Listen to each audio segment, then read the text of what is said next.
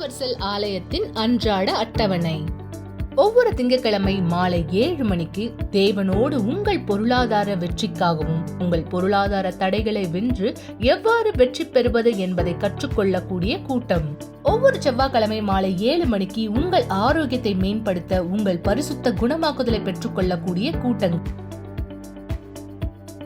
புதன்கிழமை மாலை 7 மணிக்கு வேதகம பாடம், தேவனோடு ஒரு பலமான உறவை கட்டமைப்பது எப்படி என்பதை கற்றுக்கொள்ளவும் உங்கள் ஆவிக்குரிய வாழ்க்கையில் முன்னேற்றத்தை பெறவும் தேவனுடைய வார்த்தையிலிருந்து நாம் அனைவரும் கற்றுக்கொள்ளக்கூடிய கூட்டமாய் இருக்கும்.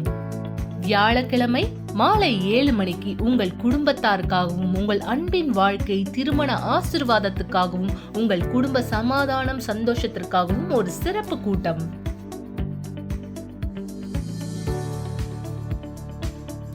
மேலும் வெள்ளிக்கிழமை மாலை 7 மணிக்கு விடுதலைக்கான கூட்டம், சாபங்களை உடைத்தல் மற்றும் ஆவிக்குரிய ஒடுக்குமுறையிலிருந்து விடுதலை பெற ஒரு சிறந்த கூட்டம். சனிக்கிழமை காலை 9 மணிக்கு தீர்க்க முடியாத வழக்குகள், உங்கள் விசுவாசத்தின் வல்லமையின் மூலமாய் சாத்தியமற்ற வழக்குகளை தீர்வு காண ஒரு மாபெரும் கூட்டம். மேலும் ஞாயிற்றுக்கிழமை காலை 9:30 மணிக்கு தேவனுடைய நாளான அந்த நாளிலே தேவனோடு மாபெரும் அனுபவத்தை ஏற்படுத்தவும் உங்கள் ஆவிக்குரிய வாழ்க்கையில் முன்னேற்றத்தை காணவும் ஒரு மாபெரும் கூட்டமானது இருக்கிறது. இதோ யுனிவர்சல் ஆலயத்தின் அட்டவணை. ஒவ்வொரு நாளும் ஆலயம் திறந்திருக்கிறது. திங்கள் முதல் ஞாயிறு வரை ஒவ்வொரு நாளும் மாலை 7 மணிக்கு சிறப்பு கூட்டங்கள் நடைபெறுகின்றன. மேலும் காலை 8 மணிக்கு, 10 மணிக்கு, மதியம் 3 மணிக்கு கூட்டங்கள் இருக்கின்றன. மேலும் விவரங்களுக்கு ஜப உதவிகளுக்கு எங்களை அழைக்கவும். 9384638738. மக்களுக்கு உதவுவதே எங்களை ஊக்குவிக்கிறது. மேலும் புதிய வாழ்க்கை உங்களுக்காக இங்கே காத்திருக்கிறது. வணக்கம் பிரியமானவர்கள், சரியாக நீங்க பார்த்த பிரகாரம் தான் யுனிவர்சல் ஆலயம் ஒவ்வொரு நாளும் இடத்தில் திறந்திருக்கிறது. தேவனுடைய வார்த்தை உங்களுக்கு கற்றுக் கொடுக்கும்படியாக. ஏன் தேவனுடைய வார்த்தை உங்களுக்காக கற்றுக் கொடுக்கணும்? ஏன்னா இந்த வார்த்தையானதை நீங்க பெற்றுக்கொள்ளும் பொழுது ஒரு போதகரை சார்ந்த விசுவாசம் உங்களுக்கு அவசியமானதில்லை. நீங்க மனுஷனை, உங்களுடைய உறவினர்களை, நண்பர்களை, குடும்பத்தாரை, தெரிந்தவரை, ஏன் தெரியாதவரை சார்ந்திருக்கிற விசுவாசம் உங்களுக்கு இந்த அவசியமானதில்லை. தேவனை மட்டுமே சார்ந்திருக்கிற விசுவாசம். என தேவன் மீது உங்களுடைய விசுவாசமானது நீங்க வைக்கும் போது அந்த விசுவாசம் அதி அற்புதமான பதில்களை இந்த கொண்டு வரக்கூடியதா இருக்கிறது. நாளையத்துல பல மக்களுடைய இடத்துல பேசியிருக்கும். மக்கள் உங்களுடைய விசுவாசம் ஒரு போதகர் மீதா இந்த இருக்கக்கூடாது. என போதகர் ஒரு மனுஷர் தானே. ஆம், தேவனுடைய அதிகாரத்தை உடையவராய் நாங்கள் இந்த இருந்தாலும் நாங்களும் இந்த ஒரு மனுஷர்கள் தான். அப்ப நம்முடைய விசுவாசம் யார் மீதாக இந்த இருக்கணும்? தேவன் அவருடைய மகிமையை வேறு யாரோடும் விதத்தில் மாற்றிக்கொள்ள விரும்புவது கிடையாது. உங்க நம்பிக்கை உங்களுடைய முழு இருதயத்தோடு அவரை மட்டுமே சார்ந்தவராய் நீங்கள் இருப்பதை தேவனிடத்தில் விரும்புகிறார். தேவன் மீது உங்களுடைய விசுவாசமானதை நீங்க காண்பிக்கும் பொழுது அந்த விசுவாசம் அதி அற்புதமானதை, ஏன் கூடாததை கூடியதாய் மாற்றுகிற பதிலை நீங்கள் இடத்தில் பெற்றுக்கொள்கிறவராய் இருக்கிறீர்கள். ஏன் இந்த விசுவாசத்தில் நான் இந்த வார்த்தையை உங்களோடு பகிர்ந்து கொள்ள விரும்புகிறேன். தேவன் அவருடைய வார்த்தை நமக்கு கற்றுக் கொடுக்கக்கூடிய பேசுனது. கலாத்தியர் 6ஆம் அதிகாரம் 7ஆம் வசனமான பாருங்க. மோசம் போகாதிருங்கள். என்ன செய்யாதிருங்கள்? மோசம் போகாதிருங்கள். ஏமாற்றப்படாதவராயிருங்கள் அல்லது ஏமாறாதவராய் இருங்கள். அல்லது நீங்க நம்புகிறது இந்த இடத்துல சரியானதா தவறானதா என்று புரிந்து கொள்ளக்கூடியவராருங்க. ஏன்னா சில நேரம் மக்கள் எல்லாமே நம்புகிறவரா இருக்காங்க. யார் எதை சொன்னாலும் இந்த இடத்துல ஏற்றுக்கொள்கிறவராக எந்த வார்த்தையானது சொல்லப்படுகிறதோ அந்த வார்த்தை தேவனுடைய வார்த்தையோடு பொருந்துகிறதா இருக்கிறதா சோதித்து பாருங்க. இங்கு தேவன் எச்சரிக்கிறார், மோசம் போகாதிருங்கள். தேவன் தம்மை பரியாசம் பண்ண விட்டார். மனுஷன் எதை விதைக்கிறானோ அதையே அறுப்பான். நீங்க என்ன செய்கிறவரா இடத்துல இருக்கீங்க? உங்க வாழ்க்கை எதை அடையாளப்படுத்துகிறதா இருக்கிறது? உங்களுடைய வாழ்க்கை எதன் மீது அஸ்திவாரம் இடப்பட்ட ஒரு வாழ்க்கையானதா இடத்துல இருக்கிறது? ஆம், தேவன் அதன் மீது உங்களுடைய வாழ்க்கை நடத்துகிறவராக இருக்கிறார். நீ இந்த இடத்துல மாம்பழ விதையானது இடத்துல விதைக்கும் பொழுது நீங்க எதிர்பார்க்கிறது இளநியான இடத்துல இருக்க முடியுமா? ஜஸ்ட் யோசிச்சு பாருங்க. நீங்க விதைக்கிறது விதை ஒன்றாக இந்த இடத்துல இருக்கும்பொழுது வளரும் பொழுது அது வேறு ஒரு செடியா இடத்துல வளர முடியுமா? மிக நிச்சயம் கிடையாது. நீங்க என்ன விதைக்கிறீர்களோ அதை அறுக்கிறவரா இடத்துல இருக்கிறீர்கள். அதுதான் உங்களுடைய பதிலாய் நீங்க பெறப்போகிற ஒரு விதமான பலனாய் உங்களுக்கு வருகிறது. நல்ல விதையை விதைத்தால் நல்ல பலன், தீய விதையை விதைத்தால் மிக நிச்சயம் நீங்க இடத்துல ஒரு என்ன தவறான செயலை செய்கிறீங்களோ, எந்த பாவத்தை செய்கிறீங்களோ, அந்த பாவத்திற்கான விலையை நீங்கள் செலுத்துவீர்கள். தேவன் தான் சொல்றார், மோசம் போகாதிருங்கள். மனுஷன் எதை விதைக்கிறானோ அதை அறுப்பார். தேவனை நாம் பரியாசம் பண்ணக்கூடாது. இங்கு இந்த வார்த்தை மிக நிஜமானதாம். ஏன்னா நீங்க விதைக்கிற விதையே தான் இன்று அறுத்து கொண்டிருக்கிறீர்கள். நேற்று நீங்க என்ன விதை விதைச்சீங்களோ, இன்று அது அதனுடைய அறுவடை செய்றீங்க. இன்று நீங்க என்ன செஞ்சுட்டு இருக்கீங்களோ, நாளை அதனுடைய அறுவடையை செய்ய போறீங்க.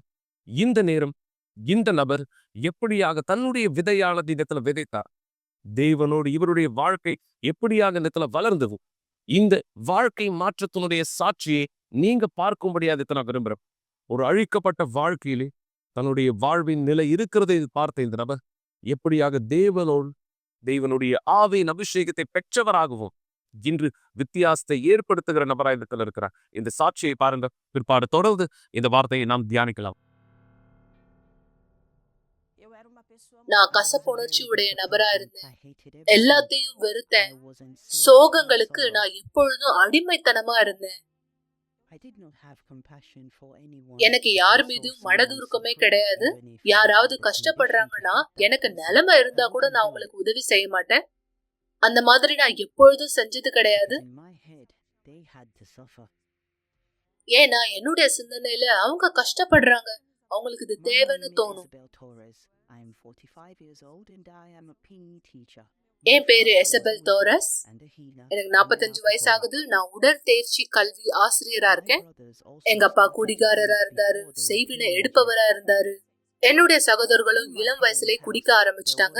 என்னுடைய பெற்றோரோட வீட்டுல சமாதானமே இல்ல. எங்க அப்பா எங்க அம்மாவையும் சகோதரரையும் தொடர்ச்சியா அடிச்சுக்கிட்டே இருப்பாரு. இது தொடர்ந்த நிலையில ஒரு நாள் என்னோட சகோதரர் என்னுடைய அப்பாவை சாகடிக்க கூட திட்டம் தீக்கினா. ஏன்னா என்னோட அப்பா எப்பொழுதும் எங்க அம்மாவை மரணத்திற்குரிய பயத்திலே வச்சிருந்தாரு.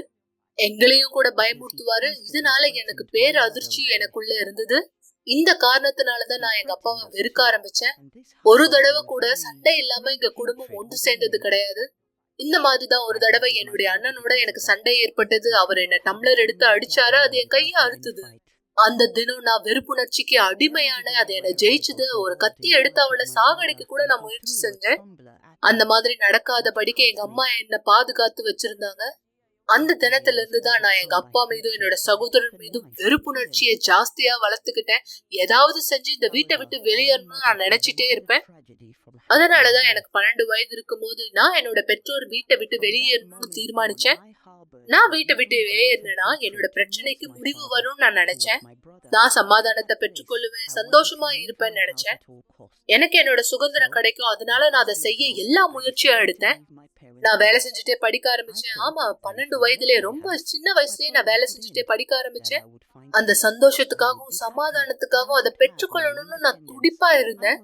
இருந்தாலும் அந்த மாதிரி எனக்கு எதுவுமே நடக்கல. ஏன்னா பிரச்சனை என்னுடைய பெற்றோர் வீட்டுல மாத்திரம் கிடையாது. அந்த பிரச்சனைகள் நான் எங்க போனாலும் என்னை பின்பற்றிக்கிட்டே வந்தது. 20 வயசுல நான் சிலவற்றை பெற்றுக்கொண்டேன். நல்ல வாழ்க்கையை பெற்றுக்கொண்டேன். எனக்கு நல்ல வேலை இருந்தது, என்னுடைய வீடு இருந்தது, நல்ல நண்பர்கள் இருந்தாங்க, என்னுடைய காதலன் இருந்தாரு. இது எல்லாமே இருந்தாலும் கூட எதுவுமே என்னை திருப்திப்படுத்தல. நான் தொடர்ந்து எனக்குள்ள கசப்புணர்ச்சி உடைய நபரா தான் இருந்தேன். நான் எல்லாத்தையும் வெறுக்க ஆரம்பிச்சேன். சோகத்துக்கு மட்டும்தான் என் வாழ்க்கையில அடிமையா இருந்தேன். யாராவது எனக்கு பிடிக்காது ஏதாவது என்னை பத்தி சொல்லும் பொழுது நான் ஏற்கனவே உங்க மேல வெறுப்புணர்ச்சி உடைய நபரா இருப்பேன். எனக்கு யார் மீதும் மனதுருக்கமே கிடையாது. யாராவது கஷ்டப்படுறாங்கிறத நான் பார்க்கும்போது எனக்கு நிலைமை இருந்தாலும் கூட நான் அவங்களுக்கு உதவி செய்ய மாட்டேன். என் சிந்தனையில தோணும், அவங்களுக்கு இந்த தேவைதான், அவங்க கஷ்டப்படணும் அப்படின்னு நினைப்பேன். இன்னும் சொல்ல போனா நான் தேவனை கூட விசுவாசிக்கல. அந்த தருணத்துலதான் சில பேர் எனக்கு தேவனை குறித்து சொன்னாங்க. இன்னும் சில பேர் இயேசுவ குறித்து என்கிட்ட பேசினாங்க. என்ன சுற்றி இருக்கிறவங்க எல்லாம் எப்பொழுதும் இயேசுவ பத்தி என்கிட்ட பேசியிருக்காங்க. ஆனா நான் ஒருபோதும் அதை விசுவாசிக்கல. உண்மையை சொல்லணும்னா நான் ரொம்பவும் மோசமான, ஆக்ரோஷமான, பெருமையான நபரா இருந்தேன். இன்னும் அதிகமா சொல்லணும்னா யாராவது வந்து ஆண்டவரை குறித்து என்கிட்ட பேசும்போது நான் அவங்களை கிண்டல் கூட செஞ்சிருக்கேன், கேலி செஞ்சிருக்கேன். தேவனா? யாரு தேவன்? நீங்க எப்பயாவது பாத்திருக்கீங்களான்னு நான் நக்கலா அவங்க கிட்ட கேள்வி கேட்டிருக்கேன். இதோட சேர்த்து எனக்குள்ள வெறுமை தன்மையை நான் எப்பொழுதும் சுமந்து கொண்டிருந்தேன். என் ஆத்மாவுல ஒரு வலியை சந்திச்சுட்டு இருந்தேன். அந்த வலியை வார்த்தையினால சொல்லவே முடியாது. அந்த மாதிரியான ஒரு வலி. வாழ்க்கையில பல தருணத்துல நான் கஷ்டப்பட்டிருக்கேன். பார்க்க எனக்கு நல்ல வாழ்க்கை இருக்கா மாதிரி இருக்கு. ஆனா எப்பொழுதும் கஷ்டம் மட்டும்தான் இருக்கு. அது என்ன ஒருபொழுதும் திருப்திப்படுத்தல. பல தருணங்கள்ல வழிநடத்தல் இல்லாம நான் ஏனோ தானோ என் வாழ்க்கையில செயல்பட்டிருக்கேன். எங்கனாவது தொலைஞ்சு போயிடலாமான்னு எனக்கு தோணும். சில நேரத்துல நான் கிலோமீட்டர் கணக்கா நடந்துகிட்டு போயிட்டே இருப்பேன். அந்த மாதிரி எந்த விதமான வழிநடத்தலும் இல்லாம நடந்து கொண்டு போயிட்டே இருக்கும் போது நம்முடைய யூனிவர்சல் ஆலயத்தில் ஒன்றை நான் கடந்து போனேன். அப்போ ஒரு உதவியாளர் கவலைப்படுவதை நிறுத்துங்கள்னு போட்டிருந்த ஒரு சின்ன பேப்பர் மூலமா என்னை நிறுத்தினாங்க. அந்த துண்டு பிரசுரத்தை பார்க்கும்போது எனக்குள்ள வெறுப்புணர்ச்சி ஜாஸ்தியாச்சு. இருந்தாலும் நான் அதை கையில வாங்கிட்டு கசக்கிட்டு என் கையிலேயே வச்சிருந்தேன். எனக்குள்ள ஒரு சின்ன ஆசை இருந்தது. அதுல என்னதான் எழுதி இருக்குன்னு பாக்கலான்னு நான் பார்த்தேன். அத நான் திறந்து படிச்சேன். அந்த தருணத்துல நான் எதெல்லாம் கடந்து போயிட்டு இருக்கேனோ அது எல்லாத்தையும் அடையாளப்படுத்துற மாதிரி அதுல எழுதி இருந்தது. அந்த நாள் நான் ரொம்பவும் நொறுக்கப்பட்டவளா இருந்தேன். ரொம்பவும் நொந்து போயிருந்தேன். எனக்குள்ள ஒரு பெரிய பாரத்தை நான் சுமந்துட்டு இருந்தேன். பாரத்தோட இருந்த எனக்கு அந்த துண்டு பிரசுரத்துல இருந்த வார்த்தைகள் என்ன உண்மையாவே கவனத்தை ஈர்த்தது. அந்த துண்டு பிரசுரத்துல இருந்தது, நீங்க யார் பதட்டமா இருக்கீங்களோ, நீங்க யாரு கஷ்டப்பட்டுட்டு இருக்கீங்களோ, நீங்க யார் நிழல்களை பாக்குறீங்க, நீங்க யார் குரல்களை கேக்குறீங்க, இந்த மாதிரி பல விஷயங்கள் அங்க குறிப்பிட்டு இருந்தது. ஆனா எது எனக்கு உண்மையாவே கவனத்தை ஈர்த்துச்சுன்னா, நீங்க யார் பதட்டமா இருக்கீங்களோ. ஏன்னா நான் ரொம்பவும் வெடிக்கக்கூடிய நபரா இருப்பேன். எல்லாத்துக்கும் பதட்டமாகிற நபரா இருப்பேன். சின்ன விஷயத்துக்கு கூட பதட்டமாயி நான் வெடிச்சிடுவேன். அதனாலதான் எனக்கு அந்த வார்த்தை என்னுடைய கவனத்தை ஈர்த்தது. அதனால நான் திரும்பவும் அங்க போனேன். நான் ஆலயத்துக்கு போன நாள் ஒரு வியாழக்கிழமை. ஆலயத்தின் கடைசி சேர்ல தான் நான் உட்கார்ந்திருந்தேன். கூட்டத்தின் முடிவுல பாஸ்டர் மத்தேயு 11வது அதிகாரம் 28வது வசனத்தை படிச்சாரு.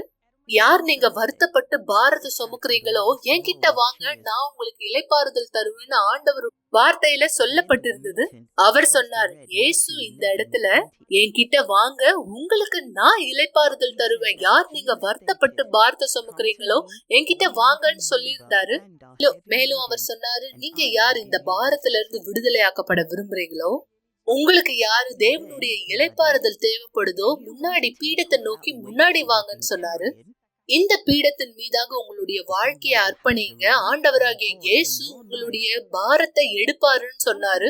அந்த வார்த்தை உண்மையாவே நேரடியா என்ன நோக்கி வந்தது. நானும் அன்னைக்கு முன்னாடி பீடத்து முன்னாடி போனேன். ஆனா நான் ஜபிக்கல.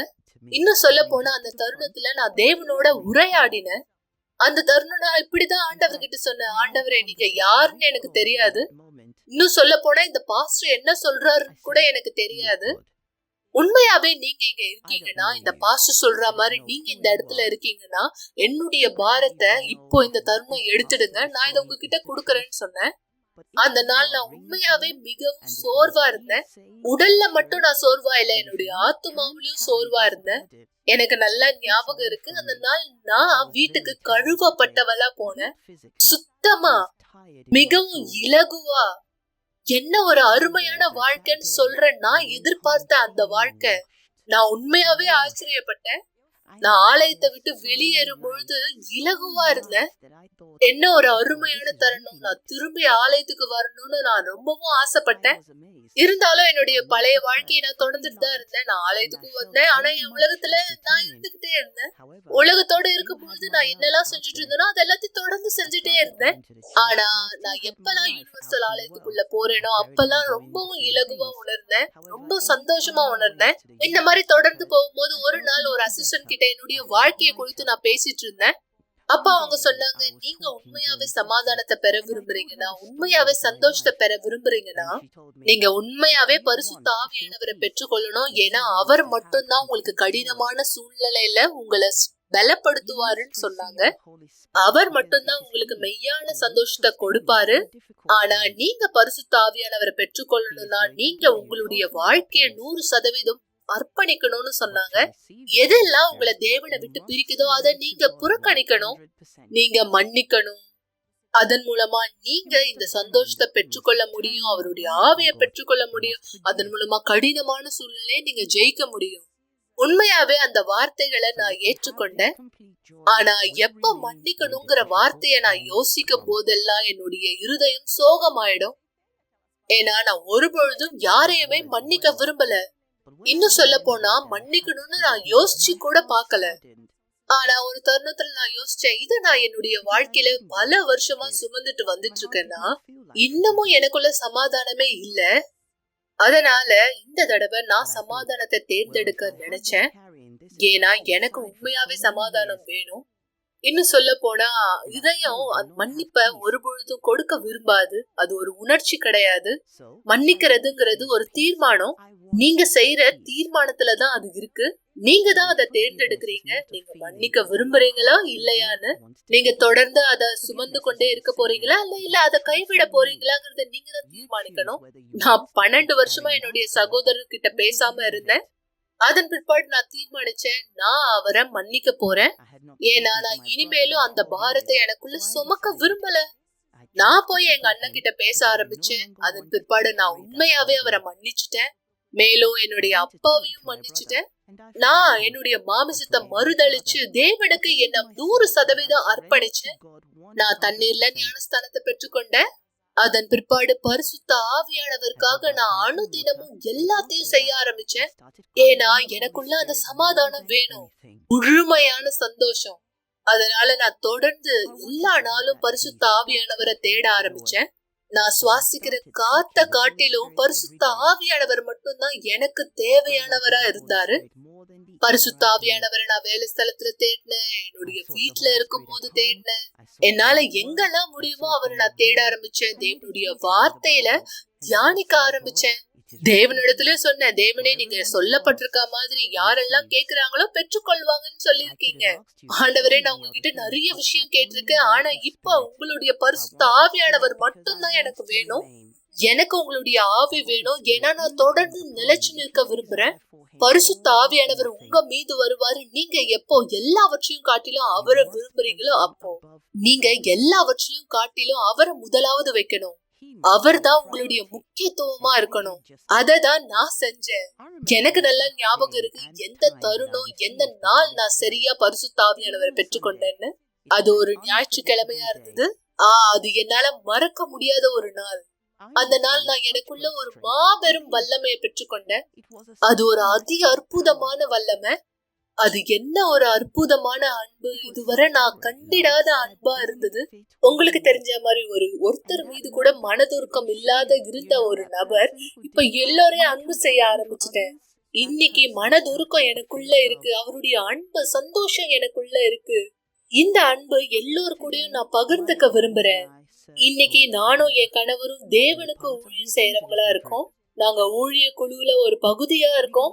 நாங்க வெளியே சென்று தேவனுடைய வார்த்தைய மக்களுக்கு கொடுத்து கொண்டு இருக்கோம்.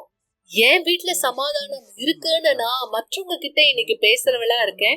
இன்னைக்கு நானும் என் குடும்பமும் ரொம்ப அழகா வாழ்ந்துட்டு இருக்கோம். இன்னைக்கு என் சகோதரரோட நல்ல நட்புறவு எனக்கு இருக்கு. எங்களுக்குள்ள மரியாதை இருக்கு. இப்ப எங்களுக்கு குடும்ப ஒற்றுமை திரும்பவும் ஏற்பட்டிருக்கு. குடும்பத்துல சமாதானம் இருக்கு. இன்னைக்கு என்னுடைய வாழ்க்கை முழுமை அடைஞ்சிருக்கு. இன்னும் சொல்ல போனா எல்லா பகுதியிலும் என்னதான் நான் எல்லாத்தையும் பெற்றிருந்தாலும், நான் சரீரபூர்வமா பண ரீதியா எல்லாத்தையும் பெற்றிருந்தாலும் இது எதுவுமே பரிசுத்த ஆவியானவரோட ஒப்பிட முடியாது. அவர் மட்டும்தான் மாபெரும் பொக்கிஷமா இருக்காரு. அவர்தான் எனக்கு எல்லாமே. அவர்தான் என்னுடைய ஜீவ சுவாசம். நல்லது மக்களே, மீண்டும் உங்களை இந்த இடத்துல வரவேற்கிறேன். தேவனுடைய வார்த்தையை நாம் தொடர்ந்து தியானித்துக் கொண்டிருக்கிறோம். தேவன் இங்கு இந்த இடத்துல நான் உங்களுக்கு படித்த வசனத்தினுடைய அடுத்த வார்த்தையிலும் என்ன சொல்லி இருக்கிறார் பாருங்க. இந்த சாட்சியில நீங்க இந்த இதை ஒப்பிட்டு பார்க்கலாம். இந்த சாட்சி நீங்க பார்த்த பிரகாரம் இந்த நபருடைய வாழ்க்கை மாற்றம் எங்கிருந்து என்னவாக இடத்துல மாறியது என்பதை நீங்க தெளிவா புரிந்து கொள்ள ஏன் அது நடந்தது, அதற்கான ஆதாரம் இங்க இடத்துல இருக்கு. தன் மாமிசத்துக்கென்று விதைக்கிறவன் தன் மாமிசத்தினாலே அழிவை அறுப்பான். ஆவிக்கென்று விதைக்கிறவன் ஆவியினாலே நித்திய ஜீவனை அறுப்பான். சோ நீங்க எந்த விதையானதை விதைத்து கொண்டிருக்கிறீர்கள்? உங்க வாழ்க்கை எதன் மீது இந்த இடத்துல அடிப்படையாக அத்திவார விடப்பட்ட ஒரு வாழ்க்கையானவை இந்த இடத்துல இருக்கும்? நீங்க எதற்காக விதைக்கிறீங்க? மாமிசத்திற்கா ஆவிக்காகவா? இந்த நபர் நீங்க சாட்சியில பார்த்தது போல தன்னுடைய மாமிச வாழ்க்கைக்கு விதைத்த பொழுது அவங்க வாழ்க்கை என்னவாக இருந்து நீங்க பாத்தீங்க. ஆனா ஆவிக்காய் இடத்துல விதைத்த பொழுது இன்று பரிசுத்தாவின் அபிஷேகம் பெற்றவராய் தேவனுடைய பெயரை மகிமைப்படுத்துகிற சாட்சியாய் வாழ்கிற ஒருவராய் தேவனை தான் உங்களுக்கும் செய்ய விரும்புறேன். உங்களுடைய விசுவாசம் தேவன் மீது அஸ்திவாரமிடப்பட்டதாய், அவருடைய வார்த்தைக்கு கீழ்ப்படுகிறதாய் நீங்க செயல்கள் எடுத்து வைக்கும் பொழுது அவருடைய வல்லமையை உங்க வாழ்க்கை மீது பார்க்கிறவராய் இடத்துல இருக்கிறீர்கள். இதுதான் தேவன் இன்று உங்களோடு பகிர்ந்து கொள்ளும்படியாக கொடுத்த வார்த்தை. இந்த வார்த்தையானது உங்களுக்காக தேவன் நிஜமாக்குதலை இடத்துல கொடுக்க விரும்புகிறார். ஆம், இது வெறும் கேட்பதற்காகவோ ஆமேன் சொல்றதுக்காகவோ இல்லை. இந்த வார்த்தையை தேவன் உங்க வாழ்க்கையில நிஜமாக்க விரும்புகிறார். இது உங்க வாழ்க்கையில் பலனை கொண்டு வரும்படியாக தேவனுடைய அதி அற்புதமான பதில்களுக்கான சாட்சியா நீங்க மாறும்படி உங்களோடு இணைந்து தேவன் உங்களுடைய பலகீனங்களை பலப்படுத்தவும், உங்களுடைய தோல்விகளை வெற்றிகளா இடத்துல மாற்றவும் உதவி செய்ய நாம் இந்த ஜெபத்தை செய்ய போகிறோம். இந்த ஜெபத்திற்கு முன்பாக இன்னொரு வாழ்க்கை மாற்றத்தினுடைய சாட்சி பாருங்க. இந்த வாலிபருடைய வாழ்க்கை இப்படியாக, இவர் வாழ்க்கை மட்டுமல்ல, இவரோடு சேர்ந்து இவருடைய முழு குடும்பம் எப்படியாக ஆஸ்வதிக்கப்பட்டது. தேவனுடைய வார்த்தையிலே அவர்கள் கீழ்ப்படுதலை காண்பித்த பொழுது சாட்சியை பாருங்கள். பிற்பாடு ஒன்றிணைந்திருக்கலாம். நீங்கள் விரும்புறீங்களா உங்களுடைய குடும்பத்தாரை இந்த கலானைங்க விசுவாசம் ஒன்று சேர்ந்து நாம் கேட்கலாம். தேவன் அவர்கள் ஒவ்வொருத்தருடைய வாழ்க்கையை ஆசீர்வதிக்க முடியாக இயேசு கிறிஸ்துவ நாமத்தினாலே. என் பெயர் யூனிவர்சல் ஆலயத்துக்கு வருவதற்கு முன்பாக நான் குடிப்பேன், கெட்ட நண்பர்களோடு நான் சுற்றுவேன், இரவு நேரம் கடந்து வெளியே செல்வேன், இரவு நேரம் கடந்து வீட்டுக்கு வருவேன், பெற்றோரை எதிர்த்து நின்றேன். எனக்கு முன்கோபம் அதிகமாக இருந்தது. என்னுடைய அம்மா ஏதாவது சொன்னாங்க அப்படின்னா ஆளிருந்து அக்கு வரை எல்லாமே சொல்லுவேன். அவங்க சொல்ற எதையுமே நான் கேட்க மாட்டேன். எல்லா நேரம் நான் ரொம்ப கோபமா இருப்பேன். இது எனக்கு தவறாவே தெரியல. எனக்கு இது சகஜமா தான் இருந்தது. எனக்குள்ளாக நான் இப்படிதான் கஷ்டப்பட்டுட்டு இருந்தேன். நான் ஆலயத்துக்கு வரதுக்கு முன்னாடி என்னுடைய மகள் 4 வருஷமா கடுமையான தலைவலியை கடந்து சென்றா. அவ ஸ்கூலுக்கு போயிட்டு வந்த பிற்பாடும் போறதுக்கு முன்னாடியும் மாத்திரை மருந்து போடுவா. அந்த மாத்திரையை பயன்படுத்துறதுனால அவளுக்கு அதிகப்படியான தூக்கமானது வரும். அந்த மாத்திரையை தொடர்ந்து பயன்படுத்தினா ஒரு ப்ரோக்ராமுக்கு அழைக்கப்பட்டிருந்தேன். அதன் மூலமா நான் அவளை ஆலயத்துக்கு கூட்டிட்டு போயிருந்தேன். எங்க அம்மா என்கிட்ட என்னோட யூனிவர்சல் ஆலயத்துக்கு வா சொல்லி என்னை வரவேற்றாங்க. எப்போ அவங்க போகும்போதெல்லாம் என்ன அவங்க கூடவே கூட்டிட்டு போயிடுவாங்க. நான் அவங்க கூட தான் எல்லா நேரம் ஆலயத்துக்கு போவேன். ஆலயத்தில் நடக்கிறத புரிஞ்சுக்கிறதுக்கு எனக்கு கொஞ்சம் காலம் எடுத்துக்கிச்சு. ஏன்னா பாஸ்டர் அங்கே என்ன சொல்றாருன்னு எனக்கு முதல்ல புரியல. என்னால் அதை எல்லாத்தையும் புரிஞ்சுக்க முடியல. நான் ஆலயத்துக்கு வந்துட்டு இருந்தாலும் ஒரு கால் உள்ளேயும் ஒரு கால் வெளியும் வைக்கிறவனா தான் இருந்தேன். இப்படிதான் ரொம்ப காலமா எனக்கு போயிட்டு இருந்தது. நான் முடிவெடுக்க முடியாம தான் இருந்தேன். போதகர் சொல்ற எதுவுமே எனக்கு புரியாம இருந்தது. நான் ஆலயத்துக்குள்ள இருந்தாலும் கூட அவர் சொல்ற வார்த்தை ஒரு காது வழியா இன்னொரு காது வழியா வெளியே போயிடும்.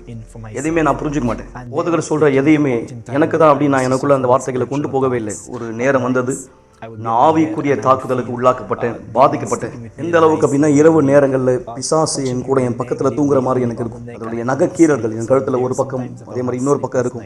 என்னால் இரவு நேரங்களில் தூங்க முடியாது. தூக்கம் இல்லாத இரவுகள் அநேகம் எனக்கு இருந்திருக்கு. எனக்கு ரொம்ப இது ஒரு ஏமாற்றத்துக்குரிய ஒரு விஷயமா எனக்கு இருந்தது. இந்த மாதிரி ஒரு தருணம் தான் ஆவிக்குரிய இந்த தாக்குதல், தூக்கம் இல்லாத இரவுகள், எனக்குள்ள இருக்கிற முன்கோபம், இந்த மாதிரி எல்லா விதமான சூழ்நிலையில நான் சொன்னேன், இல்லை இப்படிப்பட்ட ஒரு விசுவாசத்தில் நான் இருக்கக்கூடாது. விசுவாசம் முழுமை அடையணும்னு தீர்மானிச்சேன். விடுதலைக்காக நான் போராடினேன். தொடர் சங்கிலி ஜெபங்கள் நான் கலந்துக்கிட்டேன். சிறப்பு நிகழ்ச்சிகளை கலந்துக்கிட்டேன். இது எல்லாமே நான் செய்தேன் என்னுடைய விடுதலைக்காக. நான் கடந்து போய் கொண்டிருக்கிற எல்லா ஆவிக்குரிய பிரச்சனையிலிருந்து நான் விடுதலை பெறணுன்றதுக்காக நான் எல்லாமே செய்தேன். ஒவ்வொரு புதன்கிழமை, ஒவ்வொரு வெள்ளிக்கிழமை, ஒவ்வொரு ஞாயிற்றுக்கிழமை நான் தொடர்ந்து ஆலயத்துக்கு வந்து தொடர் சங்கிலி ஜெபத்தை செய்கிற தீர்மானத்தோட ஒரு தடவை கூட நான் இந்த நாட்கள் தவற விட்டது கிடையாது. இல்லை, நான் உண்மை தன்மையா வந்தேன். ஏன்னா இதுதான் எனக்குள்ளாக தேவை, மாற்றம். நான் முன்னோக்கி செல்ல தீர்மானிச்சேன். அதுல உறுதியா இருந்தேன். அப்படி தொடர்ந்து நான் ஆலயத்துக்கு வந்துட்டே இருக்கிற சமயம், இனிமேல நான் ஆலயத்துக்குள்ள ஒரு கால் வைக்கிறவனா, ஆலயத்துக்கு வெளியில ஒரு கால் வைக்கிறவனா இல்லை. 2 கால்களும் ஆலயத்துக்குள்ளாக இருந்தது. நான் பீடத்தின் மேல பல சிறப்பு நிகழ்ச்சியை செஞ்சிருக்கேன். பல தொடர் சங்கிலி ஜெபங்களை செஞ்சிருக்கேன். நான் ஒரு பொழுதும் சோர்வடையல. தொடர் சங்கிலி ஜெபங்கள் செய்த பிற்பாடு, சிறப்பு நிகழ்ச்சிகளை கலந்து கொண்ட பிற்பாடு எனக்குள்ளாக நான் மாற்றங்களை பார்த்தேன். நான் எனக்குள்ளாக கவனிச்ச முதல் மாற்றம் ஆவிக்குரிய விடுதலை. இனிமேல் ஆவிக்குரிய தாக்குதலால் நான் பாதிக்கப்படலை. முன்கோபம் என்னை விட்டு சென்றது. நான் என்னுடைய அம்மாவை அதிகமாக மரியாதை செய்ய ஆரம்பிச்சேன். என்னுடைய குடும்பத்தாரை நான் மதிக்க தொடங்கினேன். நான் என் தசம பாகத்தில் என்னுடைய காணிக்கையில தேவனுக்கு உண்மை தன்மையா இருக்க தொடங்கினேன். நான் சிறப்பு நிகழ்ச்சிகளை கலந்து கொண்டேன். தொடர் சங்கிலி ஜெபங்களில் உண்மை தன்மையா இருந்தேன். முன்பு நான் சொன்னது போலவே தேவன் என் விசுவாசத்தை கனப்படுத்தினார். நான் சொந்த வியாபாரம் தொடங்கினேன். முன்னாடி மக்களுக்கு ஒரு வேலையாளா இருந்தேன். இப்போ நான் சொந்த வியாபாரத்துக்கு முதலாளியா இருக்கேன். அநேக நாடுகளுக்கு நான் பிரயாணிச்சிருக்கிறேன். 15 நாடுகளுக்கு நான் என் வாழ்க்கையில பிரயாணிச்சிருக்கேன். நான் இங்கெல்லாம் செல்வேன் நான் சொல்லி என் வாழ்நாள கனவு கூட காணாத இடங்கள். நான் ஐரோப்பா வரைக்கும் சென்றேன், அமெரிக்கா வரைக்கும் சென்றேன். எல்லா நாடுகளுக்கு நான் ரொம்ப சந்தோஷமா இருக்கேன், உறுதியா இருக்கேன். இது எல்லாமே நடந்தது தேவனுக்கான என் கீழ்ப்படிதல் மூலமாக தான். இந்த எல்லா வெற்றிகளை பார்த்தபோது, பண ரீதியான வெற்றிகளை பார்த்தபோது நான் புரிந்து கொண்டேன், ஆவிக்குரிய வாழ்க்கையில் நான் குறைந்து கொண்டே வருவதை. அதாவது என் ஆவிக்குரிய வாழ்க்கைக்கு நான் அதிக கவனம் கொடுக்கலன்றதை புரிஞ்சுக்கிட்டேன். மேலும் நான் இப்படிப்பட்ட ஒருவனாக இருக்கக்கூடாது. உலக ரீதியான வெற்றிகளுக்கு மட்டும் கவனம் செலுத்தி என் ஆவிக்குரிய வாழ்க்கையில நான் ரட்சிப்பு இல்லாமல் இருக்கக்கூடாது என்பதை புரிந்து கொண்டேன். அதுதான் என் வாழ்க்கையில மிக முக்கியமான ஒன்று. எனவே நான் பரிசுத்த ஆவியினுடைய தேடுதலில் என்னை ஈடுபடுத்தினேன். அவருக்காக நான் தாகத்தோடு இருந்தேன். நான் பரிசுத்த ஆவியானவருக்காக இஸ்ரவேல் சிறப்பு நிகழ்ச்சியில் கலந்து கொண்டேன். நான் உபவாசம் இருந்தேன், தானியேல் உபவாசத்தில் கலந்து கொண்டேன். இது எல்லாமே நான் செய்தது என் ஆவிக்குரிய வாழ்க்கைக்காக, என்னுடைய பண ரீதியான வாழ்க்கைக்காக அல்ல, என் ஆவிக்குரிய வாழ்க்கைக்காக. நான் அதிகமாக ஆலயத்துக்கு வர தொடங்கினேன், அதிகமாக ஆலயத்துடைய புத்தகங்கள் படிக்க தொடங்கினேன், அதிகமாக ஜெபிக்க தொடங்கினேன், பைபிள் படிக்க ஆரம்பித்தேன். நான் பரிசுத்தாவியானவருக்காக தாகமாக இருந்தேன், அதிகமாக அவரை தேட ஆரம்பித்தேன். நான் தீர்மானிச்சேன், நான் இனி இப்படிப்பட்ட ஒருவனாக இருக்கக்கூடாது. அவர் தொடர்ந்து தேடிக்கொண்டே இருந்தேன். நான் பழைய வாழ்க்கைக்கு செல்ல விரும்பல. அவரை இன்னும் தொடர்ந்து நான் தேட என்னை முழுமையாக அவருக்கு நான் அர்ப்பணித்தேன். அப்படி நான் தொடர்ந்து அவரை தேடிக்கொண்டே இருந்த சமயம், அந்த ஒரு நாள் புதன்கிழமை அன்று மாலை 7 மணி கூட்டத்தில் நான் பரிசுத்தாவினுடைய அபிஷேகத்தை பெற்றுக்கொண்டேன். எனக்குள்ளாக தேவன் இருக்கிறார் என்ற நிச்சயத்தை பெற்றுக்கொண்டேன். எனக்குள்ளாக தேவனுடைய பிரசன்னத்தை பெற்றுக்கொண்டேன். இன்றைக்கு என்னுடைய வாழ்க்கை முற்றிலுமாக மாற்றம் அடைஞ்சிருக்கு. மிக விலை மதிப்பான ஒரு பரிசு நான் எனக்குள்ளாக பெற்றிருக்கிற. மேலும் நான் புரிந்து கொண்டேன், நான் இதோட நின்று விடக்கூடாது சுயநலவாதியா. நான் இன்னும் அதிகமாக தேவனுக்கு என்ன கொடுக்க தீர்மானிச்சேன். அவர் மக்களுக்கு உதவும்படியா இன்றைக்கு நான் ஆலயத்தில் மக்களுக்கு ஆலோசனை கொடுக்கிறேன், நான் மக்களுக்காக ஜெபிக்கிறேன். தேவன் என்னிடத்திலிருந்து எதிர்பார்த்த அந்த ஊழியத்தை அவருடைய பீடத்து மேல இன்றைக்கு நான் செய்து கொண்டிருக்கிறேன். இன்றைக்கு என் வாழ்க்கை முற்றிலுமா மாற்றம் அடைஞ்சிருக்கு, என் குடும்பம் முற்றிலுமா மாற்றம் அடைஞ்சிருக்கு. நானும் என் தாயும் ஒற்றுமையோடு வாழ்கிறோம். நான், என்னுடைய சகோதரி, என் தாயார், நாங்கள் 3 பேரும் சமாதானத்தோட ஒற்றுமையில மகிழ்ச்சியா ஒருமித்து வாழ்ந்துகிட்டு இருக்கோம். இனிமேலும் பெற்றோரை மதிக்கல என்ற ஒரு விஷயமே கிடையாது. இல்லை, நாங்கள் சமாதானத்தில், சந்தோஷத்தில், ஒற்றுமையாக வாழ்ந்துகிட்டு இருக்கிறோம். இன்றைக்கு என் வாழ்க்கை தேவனை மகிமைப்படுத்துகிறது. இன்றைக்கு என் வாழ்க்கை இருப்பது தேவனுடைய மகிமைக்காக. நான் ரொம்ப சந்தோஷமா இருக்கேன், பெருமையா இருக்கேன். என்னுடைய 2 பசங்களும் தேவனுடைய பிரசன்னத்துல இருக்காங்க. நாங்க எப்பொழுதும் தொடர்ந்து ஆலயத்துக்கு செல்வோம், ஒரு பொழுதும் தவற விட மாட்டோம். நாங்க தொடர் சங்கிலி ஜபங்களை செய்யறோம். நாங்க எப்பொழுதும் தொடர் சங்கிலி ஜபத்தை தொடர்ந்து செஞ்சுட்டு இருக்கோம். சிறப்பு நிகழ்ச்சியிலும் இருக்கோம். நான் தேவனுக்கு மிகவும் நன்றி செலுத்துறேன். அவர் எனக்கு செஞ்ச அற்புதங்களும், என்னுடைய குடும்பத்தாருக்கு செஞ்ச அற்புதங்களுக்காக தேவனுடைய பிரசனத்துல இருக்கிறத நான் ரொம்ப சந்தோஷமா, ஆசீர்வாதமா உணர்றேன். இன்றைக்கு எங்களுடைய வாழ்க்கை தேவனை மகிமை செய்கிறது. இன்றைக்கு நாங்கள் இருக்கிறோம் அவரை மகிமை செய்யும்படியாக. மேலும் நாங்கள் அவருக்கு நன்றி உள்ளவர்களா இருக்கிறோம், அவருடைய பிரசனத்துல இன்றைக்கு நாங்கள் இருப்பதற்காக.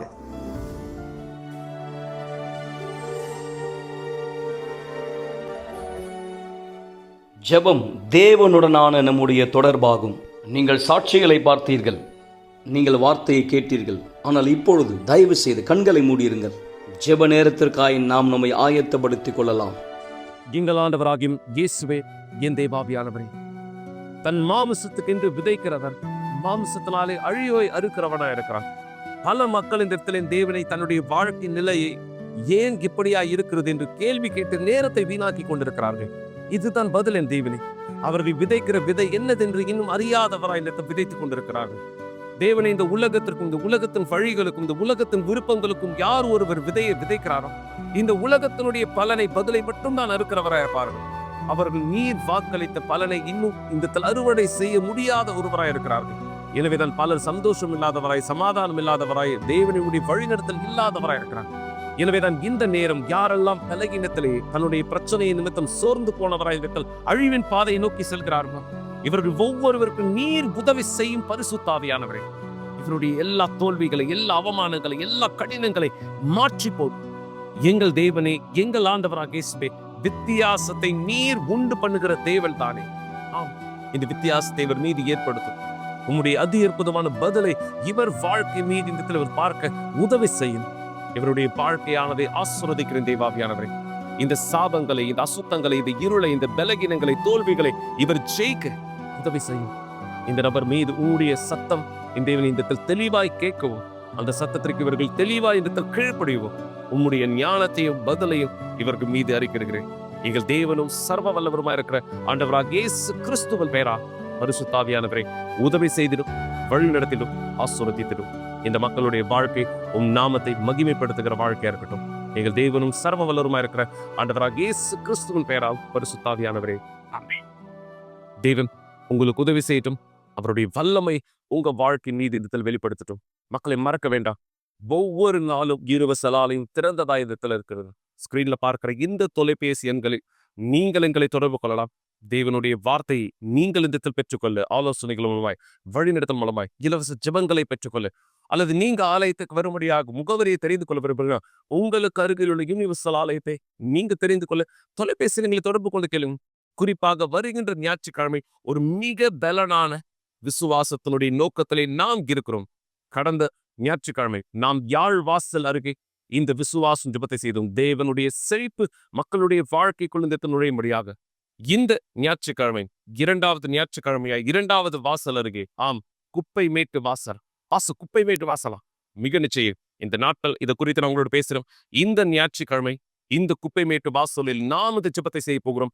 உங்களுடைய வாழ்க்கையிலே நீங்கள் யார் பல சூழ்நிலைகளை கடந்து போறீங்களோ அந்த எல்லா குப்பைகளும் அகற்றப்படும்படி பல விளக்கங்களுக்குள்ளோடு பேசுகிறேன். இந்த வாரத்தின் கூட்டங்களிலே இல்லை இந்த நிகழ்ச்சியிலே எங்களோடு இணைந்தவராய் இந்த தலைவர்கள் தேவன் மாபெரும் காரியங்களை உங்கள் ஒவ்வொருத்தருடைய வாழ்க்கை மீது செய்ய விருப்பமுள்ளவராக இருக்கிறார். எனவே இதே விசுவாசத்தில் நாளை இந்த கூட்டத்தில் இணைந்திருக்கலாம். தேவன் உங்க வாழ்க்கை வழி நடத்தட்டும், ஆசீர்வதிக்கட்டும். அவருடைய திட்டம் உங்க வாழ்க்கை மீது நிஜமாக்கப்படட்டும். இயேசு கிறிஸ்துவின் நாமத்தினாலே ஆமென்.